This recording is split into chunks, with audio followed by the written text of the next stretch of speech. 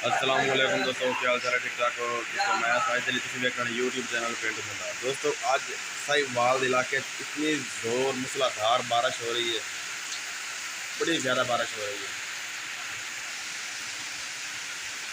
Check करो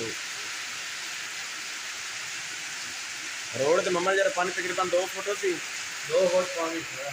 2 foot पानी खला, तकरीबन आधा घंटा बारिश शुरू हुई है। चल सके तो बारिश हो लेनी चाहिए।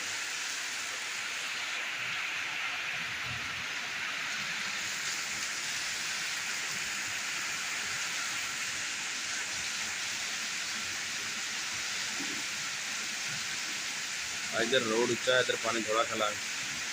उसके अलावा इस तरह रोड नहीं होने जाता, इधर पानी बहुत ज़्यादा खला। अज तो फिलहाल दोस्तों इस बारिश की वजह दरिया रावी का भी पानी भी बड़ा ज़्यादा हो जाता है, उनके नाल भी फसलों का नुकसान हो रहा है। जमीनी कटाव दरिया रावी बड़ा कर रहा है। इस बाद दरिया रावी की वीडियो एंड पाओगे, उनकी ताज़ा तरीन अपडेट देंगे शाम 6 बजे।